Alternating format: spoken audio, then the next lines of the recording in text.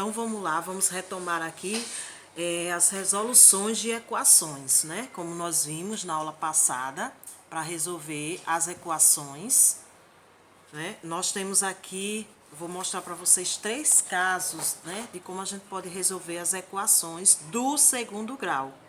Então, algumas resoluções de equações do segundo grau, nós já vamos seguir os casos em que essas equações elas estão incompletas, ou seja, está faltando um dos termos nela. Lembrando que na equação do segundo grau só pode vir a faltar o termo bx ou o termo c, que é o termo independente. Jamais poderá vir faltando esse termo aqui elevado ao quadrado.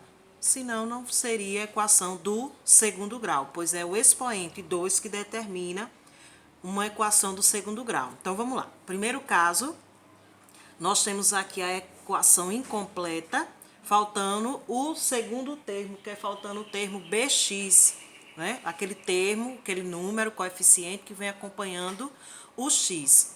Então, nessa equação aqui incompleta, faltando o termo bx, nós vamos resolver essa equação isolando os números, isolando a letra, né? E passando os números para o segundo membro. Então, nós vamos fazer aqui 4x ao quadrado vai ser igual, passando o 9 para lá, igual a 9 positivo, porque inverte o sinal. X ao quadrado é igual a 9, passando o 4 que está multiplicando, ele vai passar dividindo. Então, vai ficar x ao quadrado igual a 9 quartos.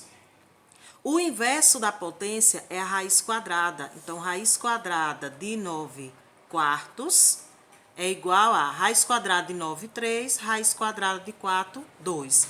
Como a equação do segundo grau, temos duas raízes, duas soluções, que nós chamamos de x uma linha e x duas linhas. Então, x uma linha ficará 3 meios positivo e x duas linhas ficará 3 meios negativo. Então, essa é a solução, são as soluções dessa primeira equação incompleta. No segundo caso, nós temos a equação incompleta faltando o termo C. Veja que ele não está presente aqui, que é o termo independente. Então, vou colocar um exemplo aqui dessa equação incompleta faltando o termo C. Então, eu vou colocar aqui 3x ao quadrado menos 10x igual a zero. Temos aqui uma equação incompleta faltando o termo C. Então, nós vamos usar, para resolver essa equação incompleta, nós vamos estar utilizando a fatoração. Qual é o termo comum aqui? Então, é o x. Então, x em evidência, né? Abre o parêntese. 3x ao quadrado dividido por x vai sobrar 3x menos 10x dividido por x vai sobrar o 10. Fecha o parênteses, igual a zero. O que é que nós vamos fazer? Nós vamos igualar essas duas partes a zero. Então, primeiro eu vou igualar x igual a zero. E a segunda parte eu vou botar 3x menos 10 igual a zero. Peguei cada parte da fatoração e botei igual a zero. Nessa segunda parte ficou uma pequena equação do primeiro grau. Então, nós vamos fazer 3x igual a 10, passo o 10 para lá positivo. X é igual a 10 sobre 3, passando 3 dividindo. Então, nós temos aqui x uma linha e aqui nós temos x duas linhas, as soluções dessa equação.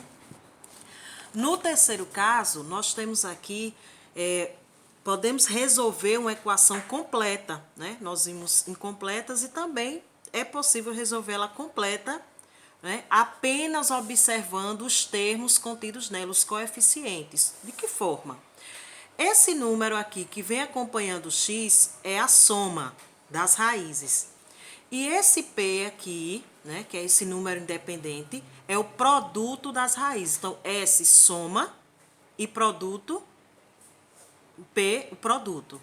Então, o que é que nós temos que fazer? Nós temos que descobrir dois números, né, que serão as raízes. Nós temos que descobrir dois números que somados dê 6 e que multiplicados dê 5. Então, o que é que nós vamos fazer? Vamos ter que pensar e buscar um pouquinho esses números, né? Requer um pouquinho de atenção. Mas aqui nós já sabemos que para dois números, né, que dê a soma de 6, eu posso estar utilizando 5 e 1. Por quê? 5 mais 1, que seria a soma, dá 6.